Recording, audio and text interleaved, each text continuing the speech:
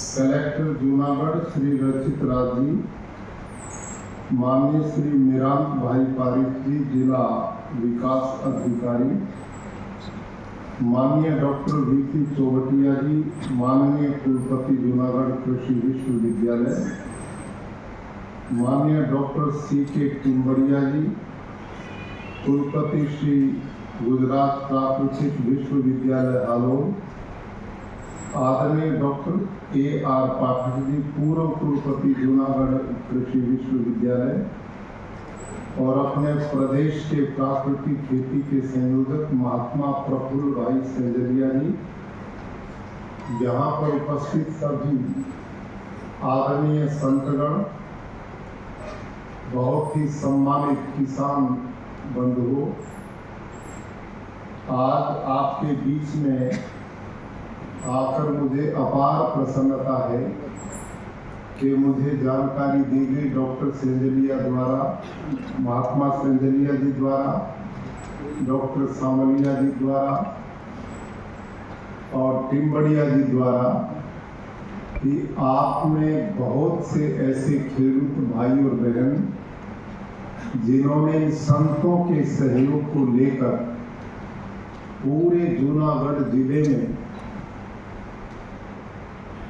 प्राकृतिक खेती के मिशन को जनमानस तक पहुंचाने के लिए एक ऋषि कृषि संत यात्रा का आयोजन किया और उसमें बहुत अच्छी सफलता आप लोगों ने प्राप्त की और उसमें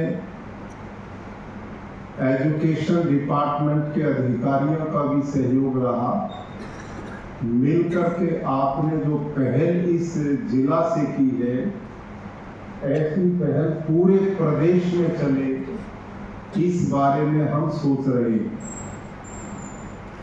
बहुत सफल आपकी यात्रा रही, बहुत समय आपने उस कार्यक्रम के लिए दिया। खेडूत भाइयों में बहुत बड़ी जागृति से आई है, तो इसके लिए मैं संत महानुभावों को भी नमन करता हूं और आप सबको भी सुखद यात्रा की बहुत बहुत बधाई देता हूं।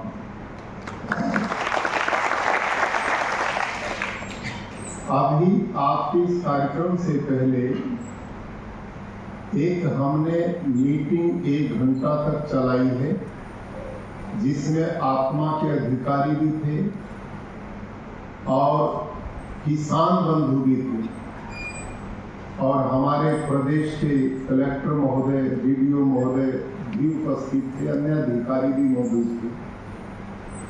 अब हमने निर्णय लिया है कि प्राकृतिक खेती को जन आंदोलन बनाना है।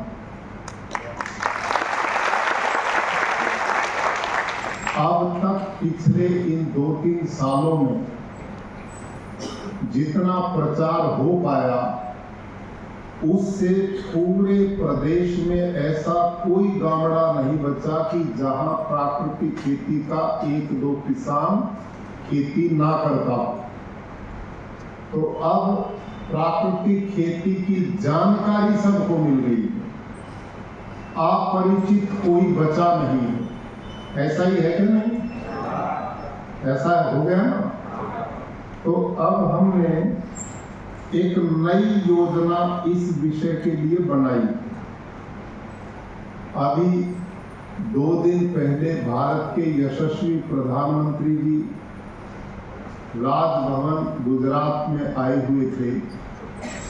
ऑस्ट्रेलिया के प्रधानमंत्री जी भी वहां आए हुए थे, आपने समाचार पत्रों से जानकारी मिली होगी। तो माननीय प्रधानमंत्री जी ने लंबी चर्चा मेरे साथ इस विषय पे की और उन्होंने स्पष्ट रूप से जानकारी दी कि प्राकृतिक खेती को इतना बढ़ावा दो कि ये गुजरात में एक आंदोलन बन जाए और ये प्रदेश ऐसा प्रदेश है कि जो अन्य चीजों में जैसे रोल मॉडल है, ऐसे देश और दुनिया के लिए प्राकृतिक खेती का भी रोल मॉडल है। और ये मैं 3-4 वर्षों में समझ पाया हूं कि गुजरात के खेडूत, गुजरात के लोग जिस काम को करते हैं वो पूरी ईमानदारी से और भावना के साथ करते हैं। आप लोगों में कोऑपरेटिव भाव भगवान की ओर से स्वाभाविक रूप से दिया हुआ है। मिलकर के चलने की भावना, एक दूसरे का सहयोग, ये बहुत बड़ा गुण है आगे बढ़ने का। अब इस निर्णय पर हम सब पहुंच चुके हैं पूरे देश में। पिछले 2 साल में मैं मध्य प्रदेश गया, उत्तराखंड गया, उत्तर प्रदेश में गया, हिमाचल गया, हरियाणा में रहा और इधर महाराष्ट्र में जाना हुआ, गोवा में मैं गया और इन सब प्रांतों की सरकारों ने मुझे बुलाया था और सरकार पूरी बैठ करके उन्होंने इस पद्धति को सुना और जिन जिन खेडूत ने प्राकृतिक खेती को ईमानदारी से किया, ईमानदारी का मतलब ये नहीं है कि केवल जीवामृत डाल दो होगी प्राकृतिक खेती या केवल घन जीवामृत डाल दो होगी प्राकृतिक खेती। ये प्राकृतिक खेती नहीं है, इसमें पूरी विधि का पालन करना।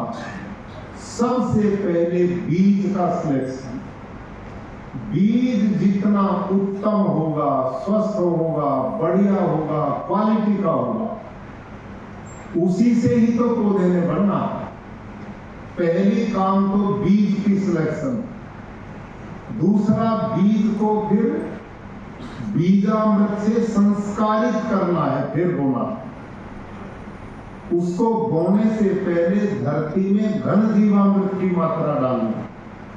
अब आप जितने खेडूत यहाँ बैठे हैं, मुझे अच्छी तरह जानकारी है कि आप पिछले कई वर्षों से प्राकृतिक खेती करते हैं और आप वो प्रबुद्ध किसान हैं कि जो इसके रहस्य को समझ के अपना चुके।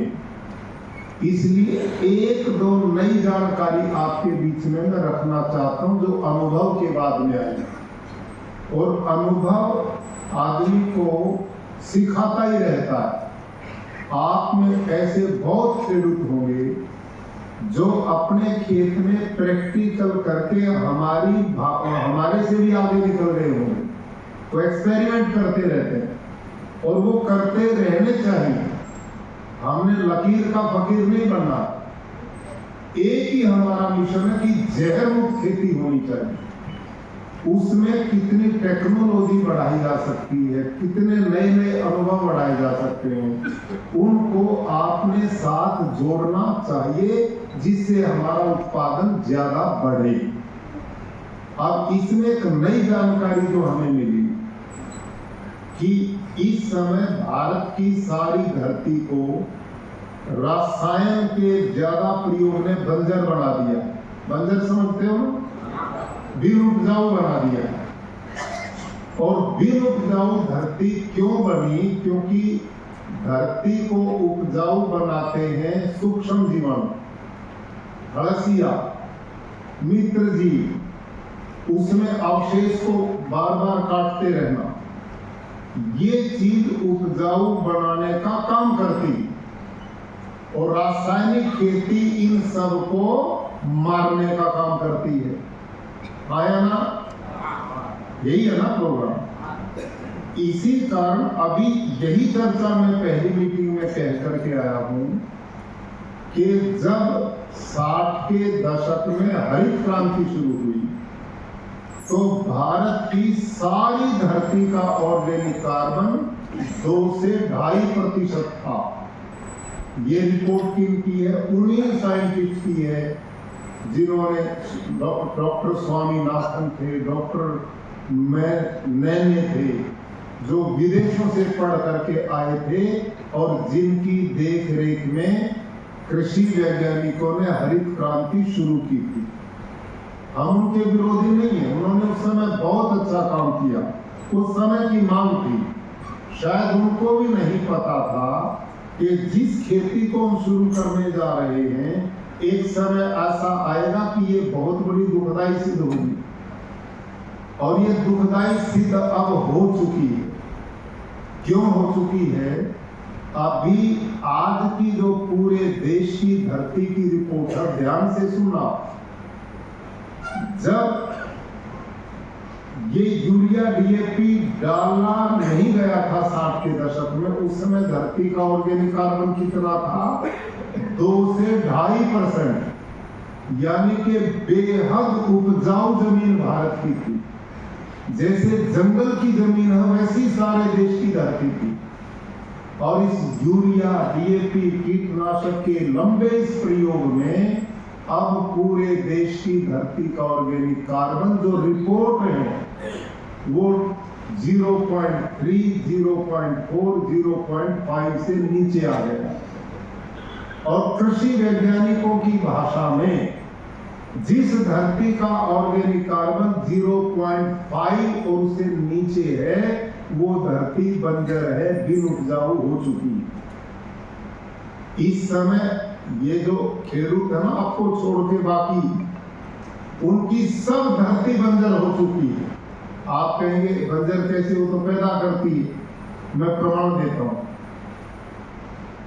वो बंजर हो चुकी है।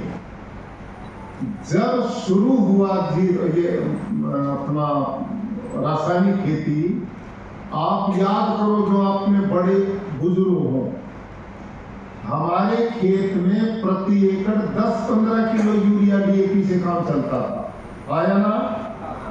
और अब कितने से चलता है? 50 से। बोलो भाई। 50 से ज्यादा। अब 8-8, 10-10 बैग 1 एकड़ में साल में डलतेंगे नहीं। ये प्रमाण है धरती के बंजर होने का। यदि उसका ऑर्गेनिक कार्बन वही होता तो 10 ही 15 किलो यूरिया डीएपी में काम चलना चाहिए था।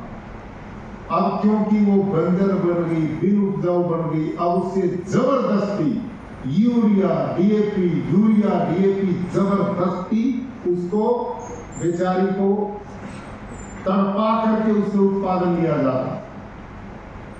हमारी स्थिति पता क्या है? उदाहरण के लिए, जैसे किसी गाड़ी में एक कमजोर घोड़े को जोड़ दो और उस कमजोर घोड़े पर वजन ज्यादा लाद दो, तो आप उसको कैसे चलाओगे? थोड़ी देर पे वो चलेगा, फिर वो बेचारा उस बोझ को खींच नहीं पाएगा तो रुकेगा। फिर आप उसको डंडा लगाओगे, फिर वो थोड़ी देर चलेगा, लेकिन फिर डंडे मारने से भी नहीं चलेगा। फिर उसको चाबुक लगाओगे, फिर वो 2-4 कदम चलेगा।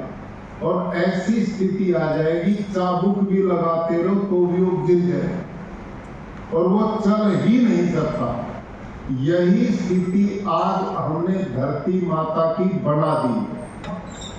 आने वाले समय में जो रिपोर्ट अब आई है यूएनओ की, तो उन्होंने कहा है कि यदि धरती पे रासायनिक खेती इसी प्रकार अगले 40-50 साल होती रही तो पूरी दुनिया की धरती ऐसे बन जाएगी जैसे घर का फर्श होता है।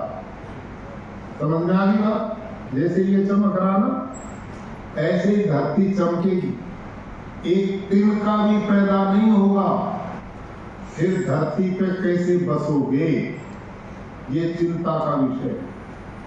और नीति आयोग की रिपोर्ट है, वर्ल्ड स्तर की है, ये तो लोग आंकड़े इकट्ठे करते हैं। इस समय सबसे बड़ी चुनौती दुनिया में है ग्लोबल वार्मिंग की, जलवायु परिवर्तन की। इसका कोई इलाज हमारे पास नहीं।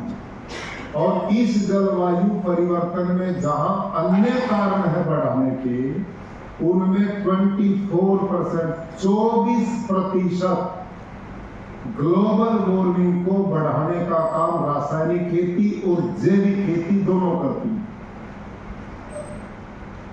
ये इतना खतरनाक है। अब ये जलवायु परिवर्तन का परिणाम क्या है? आपने कल ही देखा होगा टेलीविजन पे, कैलिफोर्निया अमेरिका में, इधर बाढ़ आ रही, इधर बर्फ गिर रही है। देखो विनाश, उधर बाढ़ चल रही है, इधर बर्फ गिर रही है एकदम।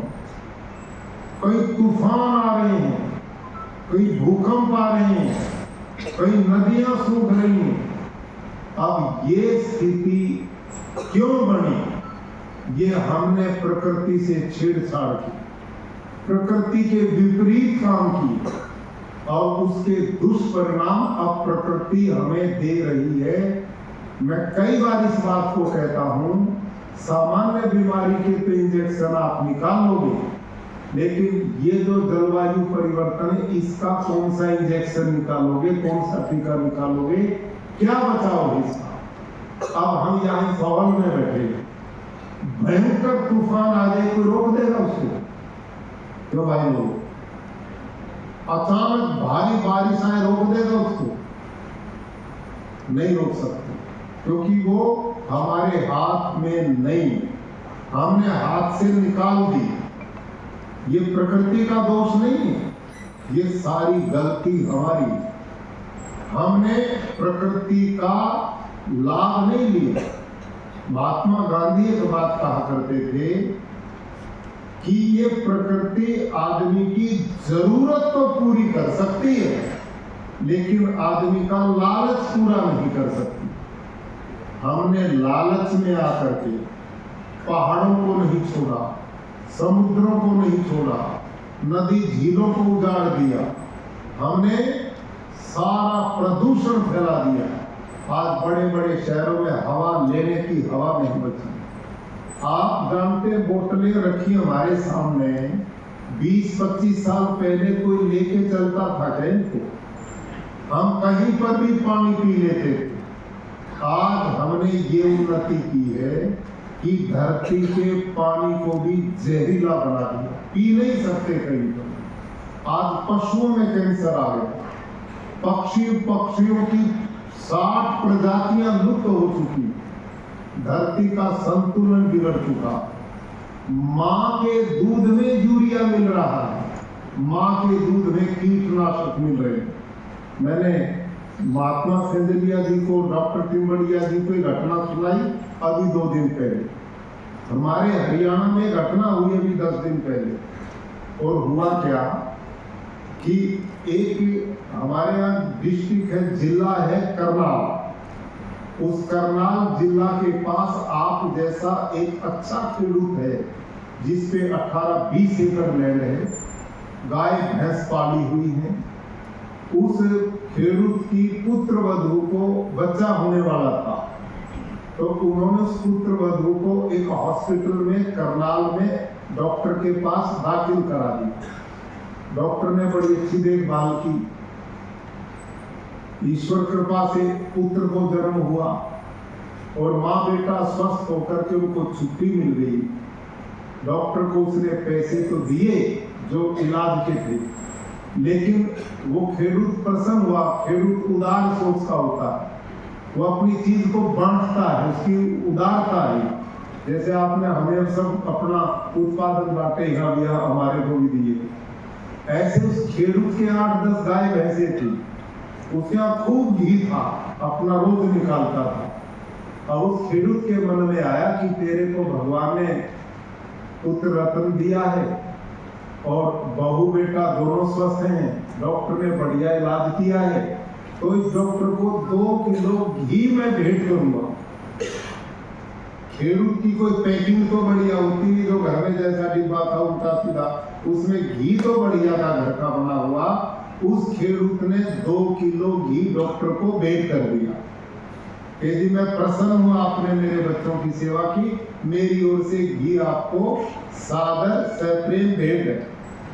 अब वो डॉक्टर बहमी सा था, वो डॉक्टर ने कहा भाई आजकल घी ऐसे नकली मिलते हैं, कब ये खेडूत कहीं से नकली देगा, इसको लैब में चेक कराओ।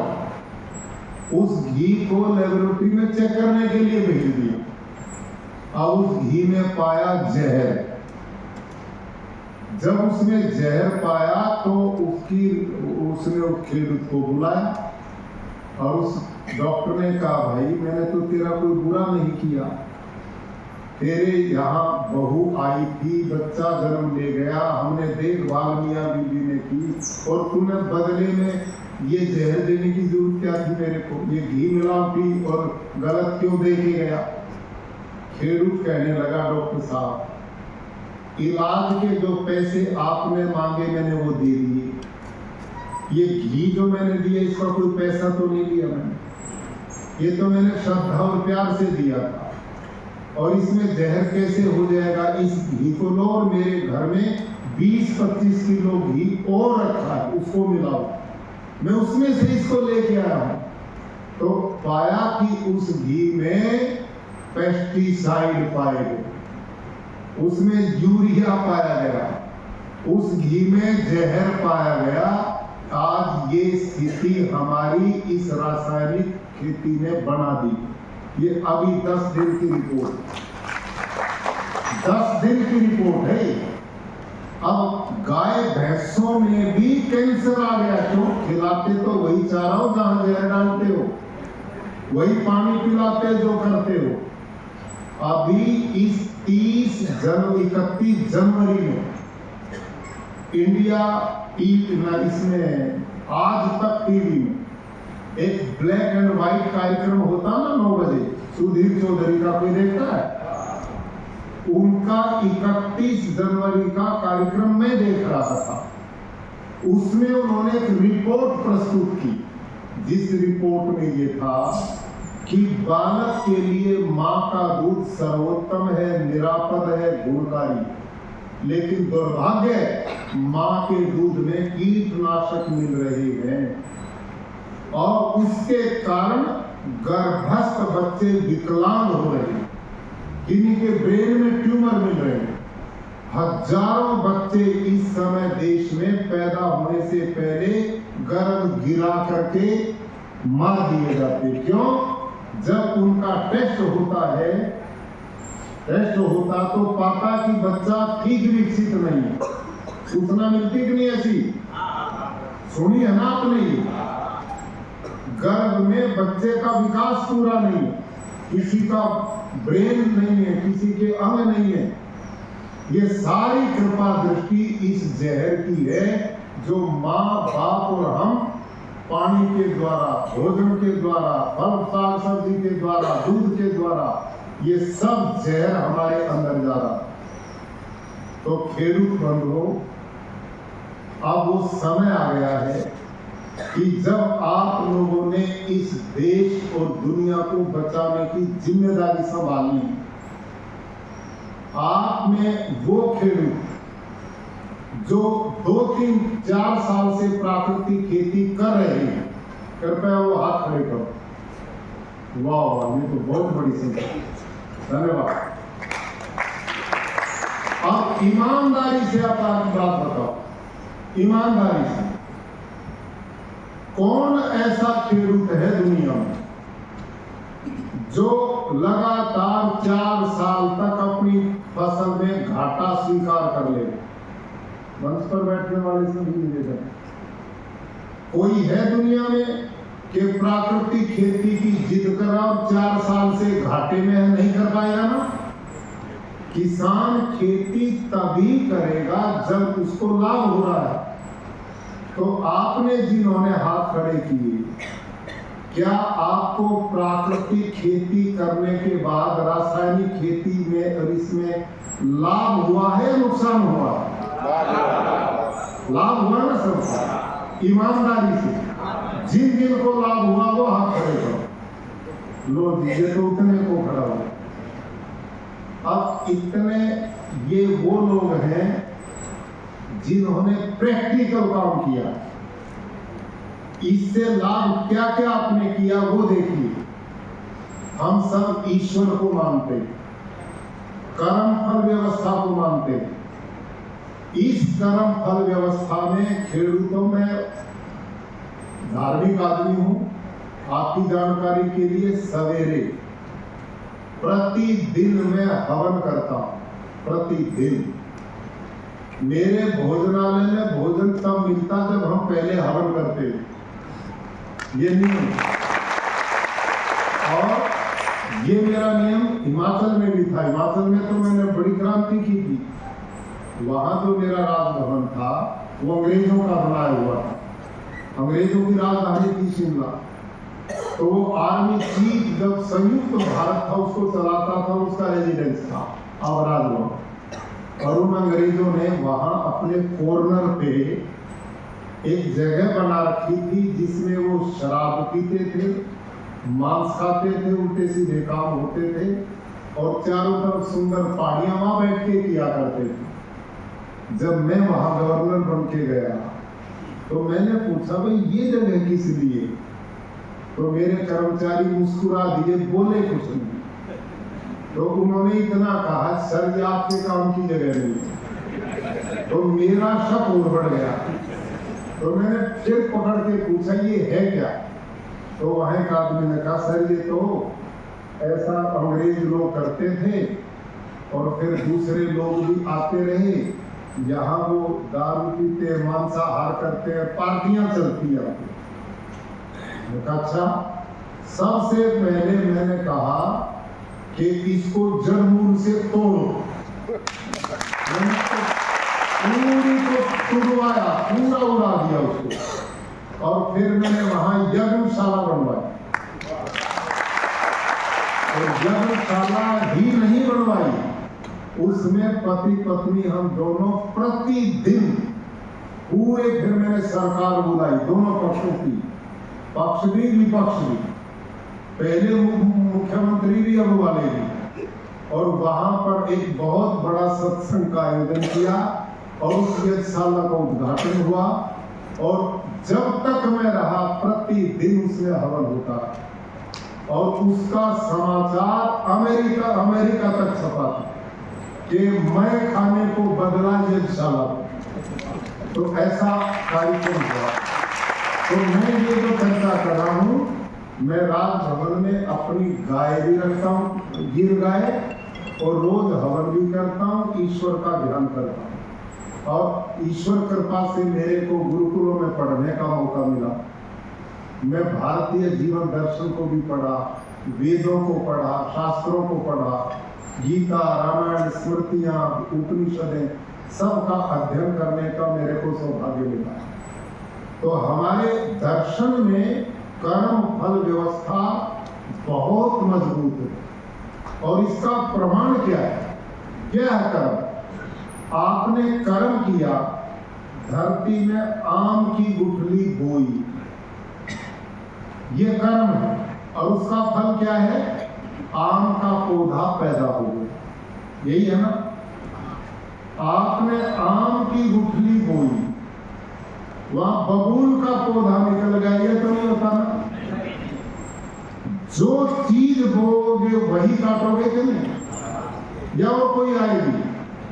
कितनी सच्चाई है। हम अच्छे कर्म करेंगे तो अच्छा फल मिलेगा, बुरे करेंगे तो बुरा मिलेगा। इसमें डाउट है किसी को? कोई शक नहीं। और हमारे यहाँ स्पष्ट लिखा शास्त्र में, अवश्यमेव भोक्तव्यम कृतम कर्म शुभाशुभम, के किए हुए जो कर्म हैं उनका फल भोगना ही पड़ेगा। अच्छे कर्म का अच्छा फल मिलेगा और बुरे कर्म का बुरा फल मिलेगा। ये कोई सोचता हो, ये गलत परंपराएं छोड़ रखी लोगों ने। मैंने पढ़ा शास्त्र, ये लोग कहते हैं ना, अब तुम्हें कितने पाप हो जाओ, एक बार गंगा जी में स्नान कर दो, सारे कट जाएंगे और नए का परमट मिल जाएगा। है ना? पढ़ाया जाता कि नहीं? ये पाप कर दो और पूजा पाठ कर दो तो वो मिट जाएंगे। ऐसी धारणा है क्या? नहीं, ऐसा नहीं है।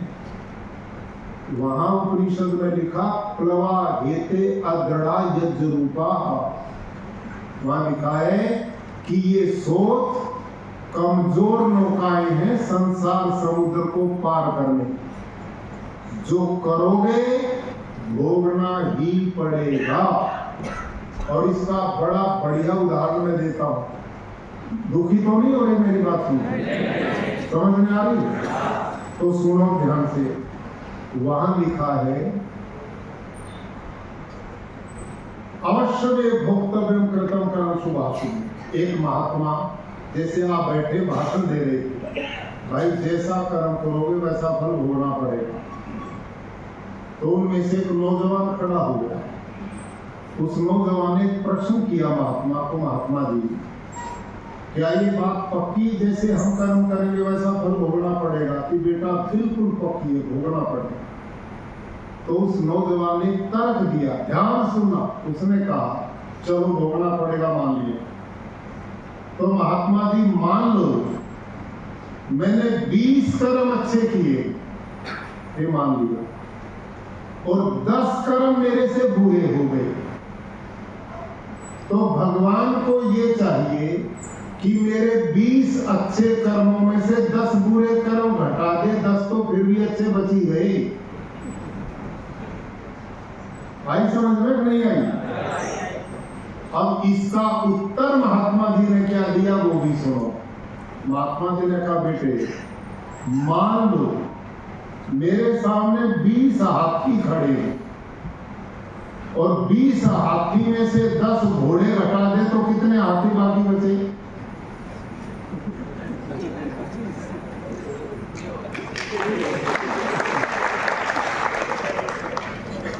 तो युवा ने कहा कि महाराज हाथी में से तो घोड़े घट ही नहीं सकते, कि जब हाथी में से घोड़े नहीं घट सकते तो बुरे कर्म में से भी अच्छे कर्म नहीं घट सकते। 20 अच्छे कर्म किए हैं तो उनका अच्छा फल मिलेगा, और 10 बुरे कर्म किए हैं तो उसका बुरा फल भोगना पड़ेगा। चाहे गंगा स्नान कर लो, चाहे हवन रचा लो मेरे की तरह, चाहे मंदिर में घंटी बढ़ा लो, चाहे नमाज पढ़ लो, चाहे कहीं चले लो। मन की संतुष्टि तो कर सकते हो, ऐसा मैंने कर दिया, लेकिन जो ठेकेदार बने बैठे हैं ना हम पाप काट देंगे, वो आपको और पाप में डुबोने का काम करते हैं। और यही प्रवृत्ति है जिस प्रवृत्ति ने धरती पे इस अशांति को, इस पाप अनाचार को बढ़ाने का काम किया। आप मेरे को उत्तर दो, पहले से ज्यादा आजकल मंदिर है कि नहीं? पहले से ज्यादा गुरुद्वारे हैं कि नहीं? पहले से ज्यादा मस्जिदें हैं कि नहीं? पहले से ज्यादा चर्च है कि नहीं? पहले से ज्यादा धार्मिक काम होते हैं कि नहीं? और पाप पहले से ज्यादा है कि नहीं? बोलो ना। लूट खसोट, दुराचार, बेईमाना, ब्लैक मार्केट, रिश्वतखोरी बढ़ रही है कि नहीं? भाई ये क्यों बढ़ रही? क्यों? इसलिए बढ़ रही है कि कुछ ठेकेदारों ने ठेके ले रखे कि करते रहो, फल से हम बचवा देंगे। इसलिए ये पाप है। धर्म की व्याख्या भूले लोग, असली सिद्धांत को लोगों ने छोड़ दिया। वेदों का सिद्धांत परम सत्य है कि जो करेंगे वो भरेंगे, ये परम सत्य है। अब नोट करो, जितने प्राकृतिक खेती करने वाले हो तुम्हारे लिए मुक्ति के रास्ते खुल रहे हैं, खुल रहे हैं। तुम्हारे मोक्ष को नहीं रोकेगा कोई। क्यों? क्योंकि भगवान की आज्ञा का पालन तो तुम कर रहे हो। भगवान ने क्या दिया? सूर्य दिया, चंद्र दिया, हवा दी, पानी दिया, धरती दी, ये सब कुछ परमात्मा ने दिया और साफ सुथरा दिया। और आप उसको साफ सुथरा रखने में भगवान का सहयोग कर रहे हो नहीं? तो भगवान तुमसे प्रसन्न होगा कि नहीं? तो जिससे भगवान प्रसन्न होगा उसको आशीर्वाद देगा और उसके लिए स्वर्ग और मुक्ति के रास्ते खुले। और जो लोग इस पानी को बिगाड़ रहे हैं, हवा को बिगाड़ रहे हैं, धरती को जहरीला बना दिया, पर्यावरण को दूषित कर दिया, अन्न में जहर डाल दिया, दुनिया को कैंसर बेचते हैं, दुनिया को हाइपरटेंशन बेचते हैं, बीमारियों का ढेर, अस्पताल भर दिए, ये लोग भगवान की व्यवस्था के खिलाफ काम कर रहे हैं, इनके लिए नरक के द्वार खुले हुए, कोई रोक ही नहीं सकता। ये सीधा फार्मूला, जो जैसा करेगा वैसा भरेगा। अब आपने क्या काम करना, आप वो महान लोग हैं जिन्होंने 3-3, 4-4 साल तक दुनिया से हट के अपनी खेती में हिम्मत जुटाई है नए एक्सपेरिमेंट करने की, और प्राकृतिक खेती करके आपने जमीन को भी बचा दिया, पानी को भी बचा दिया, हवा को भी बचा दिया, जो अन्न धन पैदा करके उसे लोगों को स्वास्थ्य देने का काम किया। तो तुम सही अर्थों में महापुरुष हो। महापुरुष और सामान्य आदमी में अंतर पता क्या होता है? सामान्य आदमी वो होता जो बने बनाए रास्ते पर चलता है, और महापुरुष वो होता जो नया रास्ता बनाता है। और नया रास्ता बनाता ही नहीं, लोगों की गर्दन पकड़ के उस पर चला भी देता, उसको महापुरुष होता। अब आपने उस महापुरुष कोटि का बना, आपने समय निकालकर अब इस क्रांतिकारी काम में इस देश में एक नई क्रांति पैदा करनी, प्राकृतिक खेती की। और इसके लिए एक नई योजना माननीय प्रधानमंत्री जी के साथ 2 दिन पहले लंबी डिस्कस मैंने की, और उनको सारा प्रारूप मैंने दिया। और वो प्रारूप अब हमने क्या किया है, पूरे प्रदेश में वातावरण बन चुका है। हमारी सरकार, माननीय मुख्यमंत्री जी, कृषि मंत्री जी, पूरी सरकार पूर्ण रूप से हमारे सहयोग में खड़ी होगी। कोई दिक्कत इस काम में आने वाली नहीं। हमारा प्रशासन के लोगों को निर्देश, सब चारों तरफ से मिशन है कि हमें प्राकृतिक खेती को खड़ा करना। अब इसका एक मॉडल तैयार हमने किया है कि हम कम समय में कितनी तेजी से आगे बढ़ेंगे, और उसमें खर्चा भी हम कम करें। अब तक हमारी तरीके क्या थे कि कहीं पर कोई कार्यक्रम करना है किसानों का, वहाँ कुर्सियाँ बिछाओ, उन पर शामियाना लगाओ, फिर वहाँ पर माइक की व्यवस्था करो, फिर वहाँ पर खाने की व्यवस्था करो। हमारा सारा पैसा इसी काम में खर्च हो जाता है, असली काम खत्म। और उसमें जो जो कुछ बीच में चलता वो आपको पता ही होगा। तो वो मामला प्रधानमंत्री जी ने, प्रदेश सरकार ने स्वाहा कर दिया। अब वो तरीका क्या होगा, उसका तरीका सुनो। उसका तरीका ये बना है कि हम जैसे एक तालुका लिया, उस तालुका में वो गांव को 10-10 क्लस्टर में बांट दिया। 10 गांव का एक क्लस्टर बना दिया, 10 गांव का एक समूह बना दिया। समझ में आ गई? अब उन 10 गांव में जो जो प्राकृतिक खेती 2-3 साल से खेडूत करते हैं, उन खेडूत को हमने चुनना है। कैसे चुनना है? किसका मॉडल कितना बढ़िया है, कौन पूर्ण रूप से प्राकृतिक खेती करता है, देसी गाय अपनी रखता है, और अपनी खेती की बात को दूसरों को समझाने की योग्यता रखता है, ट्रेनिंग दे सकता है। ऐसे खेडूत को हम 10 गांव का मुखिया बनाएंगे प्राकृतिक खेती, और उस किसान को जो पैसा उस काम में खर्च होता था, वो पैसा 1200 रुपये प्रतिदिन उस किसान को देंगे। 1200 रुपया प्रतिदिन उस खेडूत को देंगे, जो अपना काम छोड़ के उन 10 गांव में वो प्राकृतिक खेती का काम खड़ा करेंगे। और उसका तरीका क्या रहेगा? वो खेडूत आज इस गांव में जाएगा, रात को वहां मुनादी ढोलौरा पीटना, क्या बोलते हैं उसको, ढंढेरो, वो गांव में सूचना देगा। कल पंचायत भवन में या किसी स्कूल में या धर्मशाला में या किसी मंदिर में, जहां बैठने की जगह, हर गांव में है ना जी बैठने के लिए, वहां गरीबी भी अच्छी है, छाए भी है, पानी भी है। तो वो कहेगा कल वहां पर प्राकृतिक खेती की सरकार की ओर से फ्री ट्रेनिंग दी जाए, तो खेडूत आएंगे कि नहीं? वहां खेडूत घर से रोटी खा के आएंगे, आपकी रोटी की जिम्मेवारी खत्म, कुर्सी की खत्म। आप मुझे खेडूत तो यार धरती में बैठ एसी में बिठा देंगे तो खेती हो सकती है, ये तो बिगाड़ने का काम है।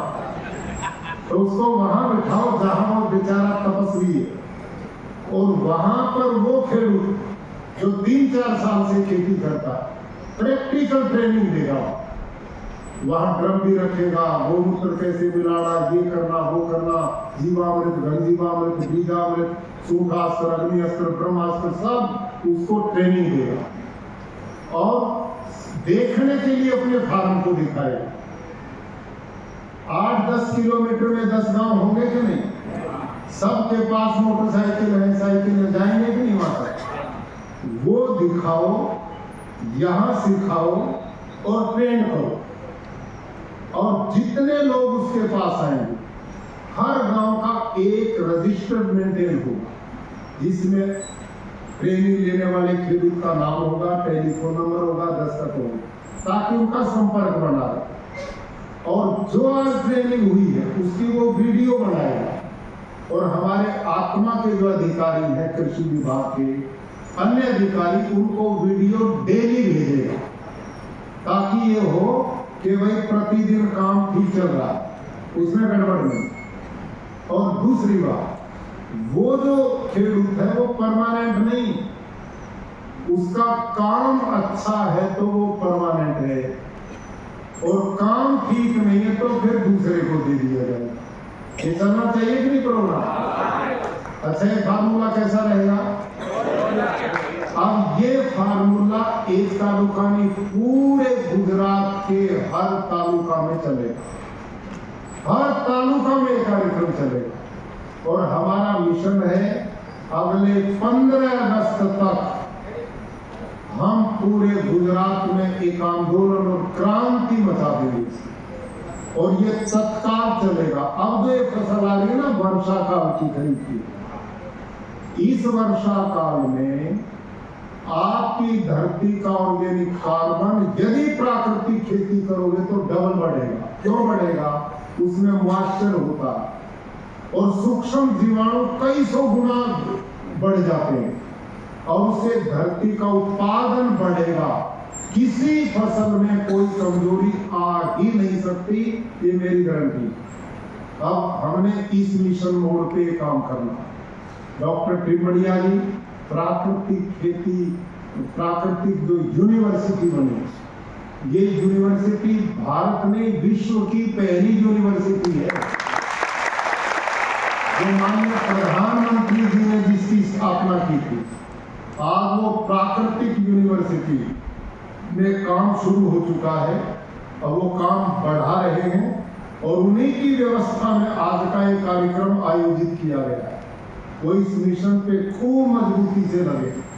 तो मैं चाहूंगा कि अब आप इसमें सहयोगी बने, और ये निश्चित बात है कि अब भारत का भविष्य आप हो, आप ही समृद्धि किसान की लाओगे, आने वाली पीढ़ियों को उत्तम जमीन दे के जाओगे, आने वाली पीढ़ियों के लिए पानी बचा के जाओगे, आने वाली पीढ़ियों के लिए हवा दे के जाओगे। और भारत का पिछले साल अभी मनसुख मांडविया जी 5-7 दिन पहले मेरे पास थे, वो उर्वरक मंत्री भी हैं और स्वास्थ्य मंत्री भी। उन्होंने कहा इस पिछले वर्ष हमने 2 लाख करोड़ रुपया विदेशियों को दिया, और बदले में ये जहर यूरिया डीएपी खरीदा। एक साल में 2 लाख करोड़। अब भाई किसानों, ये पैसा तो वैसे ही किसान में बढ़ जाए तो गरीबी दूर हो जाए, और ये जहर खरीदते हैं, धरती को जहरीला बनाते हैं, फिर उस जहरीली धरती में गेहूं उत्पादन करके जहरीला लोगों को खिलाते हैं, फिर वो बीमार होते हैं, फिर वो अस्पताल में जमा होते हैं, फिर वहां दवाई का चक्रव्यूह चलता है, फिर वो लूटते हैं। यही प्रोग्राम चल रहा है। तो इस तंत्र से भारत के माननीय प्रधानमंत्री जी देश को निकालना चाहते हैं। वो ये चाहते हैं कि हमारा किसान समृद्ध हो, हमारा किसान खुशहाल होगा तो भारत खुशहाल होगा। ये प्रकृति बचेगी तो दुनिया बचेगी, यही नहीं बचेगी तो कुछ नहीं बचेगा, सब विनाश है।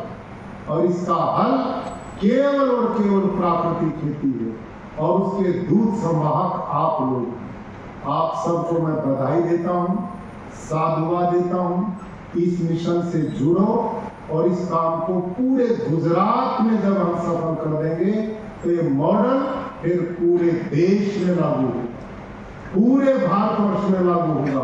और इसका श्रेय गुजरात के बहादुर खेडूतों को जाएगा कि जिन्होंने क्रांति करके इस देश की दुनिया को बचाने का काम किया है। आज के इस आयोजन के लिए आपको बहुत बहुत बधाई है, बहुत बहुत साधुवाद है। एक दो चर्चा में करके खत्म करता हूं। अब जो खेलू, क्योंकि आप ट्रेनर बन चुके, आपने तो ट्रेनिंग देनी है। इस ट्रेनिंग में थोड़ा ध्यान रखना, जो मैंने किताब लिखी आप लोग बांटते हैं, अब नई आई है उसमें हमने संशोधन कर दिया, नई जो आएगी। लेकिन पुरानी में लिखा है कि हम 2-2.5 क्विंटल प्रति एकड़ घन जीवामृत डालें। वो किसके लिए? जब हम 3-4 साल से खेती करते हैं। लेकिन जो खेती रासायनिक से एकदम प्राकृतिक में बदलनी है, उसमें ये नियम थोड़ा बदलना पड़ेगा, क्योंकि आपकी धरती बिल्कुल बंजर बन चुकी है रासायनिक से। इसलिए आपने पहले वर्ष, जो लोग कहते हैं पहले साल 10-20% कम होता है, वो क्यों होगा? इसलिए कम होगा कि धरती में बचा ही कुछ नहीं, उसको यूरिया डीएपी जहर खाने की आदत बन चुकी है। उसमें सूक्ष्म जीवाणु है नहीं, हलसिया है नहीं, मित्र जीव है नहीं, वो सब मार दिए। अब उन सब को पैदा करने के लिए अब हमने क्या करना है? पहले साल जो खेत हमने यूरिया से प्राकृतिक में बदलना है, उसमें 2-3 काम करने हैं। एक तो जैसे अब आपकी फसल कट जाएगी और बारिश तक आपके खेत खाली होंगे, खाली खेत नहीं छोड़ना आपने। अब की बार सब मित्रों को कहो और पोस्ट डालो सब जगह। उसमें क्या करना है? खाली खेत में इक्कड़, सन, बाजरा, गवार, 4-5 तरह के अनाज लो, 4-5 तरह के अनाज, 10 तक भी ले सकते हो, 10 अनाज तक भी। वो खेत में जो खाली खेत है ना, उसकी जुताई मत करो, जुताई नहीं करनी। आपने पानी भरना खेत में, भरे पानी में ये जो 5-6 अनाज है सारे ऐसे बीज, वो अपने आप पानी में फूल के जमीन पकड़ के पैदा हो जाएंगे नहीं। इससे क्या होगा? एक तो आप जुताई नहीं करेंगे तो उसका ऑर्गेनिक कार्बन नहीं देगा, एक जुताई का तेल और ट्रैक्टर की घिसाई बच जाएगी, एक ये इतना अनाज गहरा बीजोगे तो धरती पे छाया करके उसके ऑर्गेनिक कार्बन को नहीं बने देगा।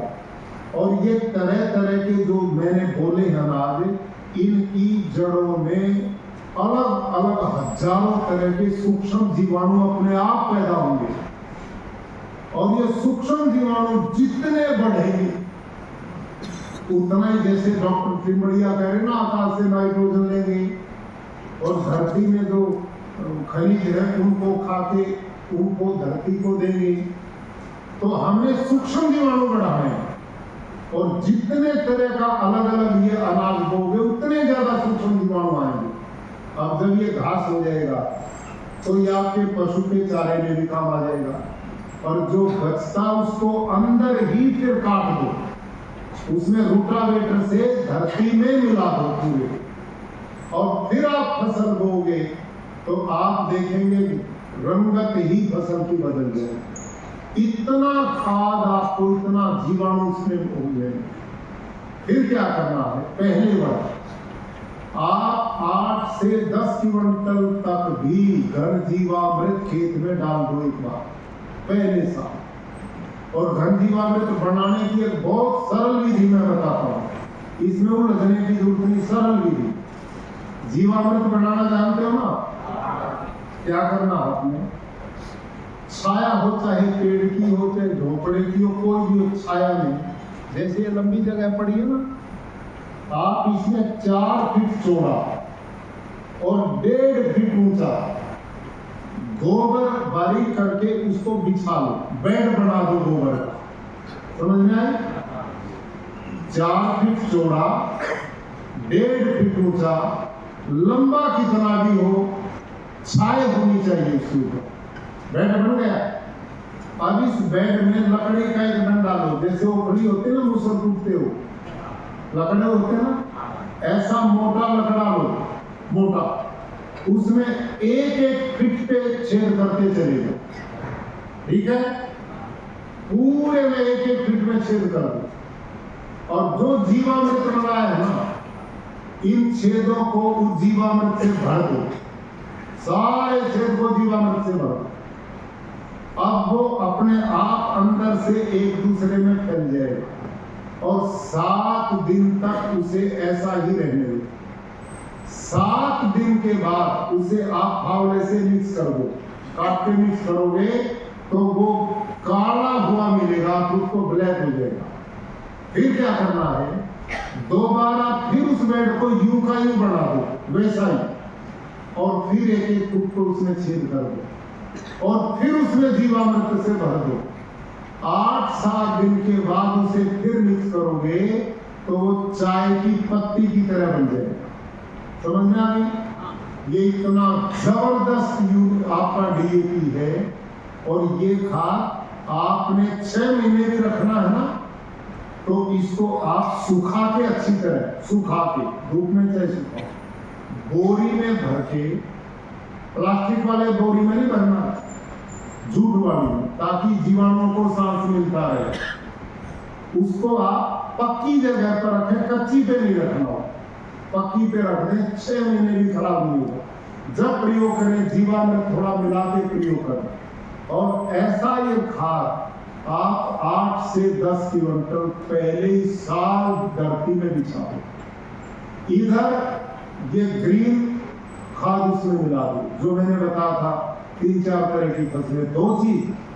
अब उसमें कोई भी फसल बीज दो, बीज के जब पौधा बाहर आ जाए, पौधे को छोड़ के बाकी में आच्छादन कर दो। और हर पानी के साथ, प्रत्येक पानी के साथ आप जीवामृत मिला के छोड़ो, स्प्रिंकल से, ड्रिप से या खुला जीवामृत। और हर 15 दिन में जीवामृत का स्प्रे करो। आप पहले ही साल उतना उत्पादन लोगे जितना यूरिया डीएपी डाल के लेते हो, 1 तोला भी कम नहीं होगा। और उसके हर साल ये बढ़ता जाएगा। अगले साल आपने 10 क्विंटल नहीं डालना, अगले साल आपने 7 क्विंटल, अगले साल फिर 4 क्विंटल, उसके बाद 2 क्विंटल से ज्यादा जरूरत नहीं, और 5-7 साल के बाद 2 क्विंटल की भी जरूरत नहीं। अपने आप सब कुछ प्रकृति समान, कुछ भी करने की जरूरत नहीं। ये परमानेंट चीज है आपके बीच में। और इसके लिए नीमास्त्र, सूखास्त्र, अग्निस्त्र, उनका बीमारी से पहले प्रयोग करो। आप बीमारी के बाद छिड़कोगे कोई लाभ नहीं होगा। आप रासायनिक कीटनाशक भी डालोगे ना, जहर वाले, जो कीटनाशक जहरीले आते बाजार में, बीमारी आने के बाद इनको डालोगे, ये भी नहीं कंट्रोल करते। होता नहीं ऐसा? बीमारी आने से पहले करो, फिर नहीं होगा। और बीमारी भी 3-4 साल जरूरत है स्प्रे करने की, उसके बाद बीमारी आएगी ही नहीं। ये मैंने अपने खेत में देखा। अब मेरे खेत में स्प्रे की जरूरत ही नहीं है। मैंने पिछले साल धान की फसल में एक बार जीवामृत देना पड़ा, एक बार। अब धरती इतनी ताकतवर हो गई है, मेरी धरती का ऑर्गेनिक कार्बन 1 से 1.25% पे चला गया है। अब उसको इनकी जरूरत ही नहीं पड़ती है कुछ भी डालने की। उसमें इतने सूक्ष्म जीवाणु हड़सिया रात दिन काम करता है। अब हमारी जिम्मेवारी सारी उन्होंने ले ली। तो ऐसा करो, आपका भगवान कल्याण करे, क्योंकि आप सबका कल्याण करोगे तो आपका कल्याण। तो सर्वे भवन्तु सुखिनः, सर्वे सन्तु निरामयाः, सर्वे भद्राणि पश्यन्तु मा कश्चित् दुःखभाग् भवेत्। टिम्बड़िया जी का, उनकी टीम का, महात्मा प्रफुल्ल सेंजलिया जो रात दिन इस मिशन पे लगे हुए, और हमारे आप जैसे भाई जो हमारे संयोजक हैं, कार्यकर्ता हैं, आत्मा के लोग हैं, इन सब को मैं साधुवाद बधाई देता हूँ। आप बहुत महान काम कर रहे हैं, ईश्वरीय काम कर रहे हैं, आप पुण्य का काम कर रहे हैं। इस काम को हमें बढ़ाना है। धन्यवाद। ओम शांति।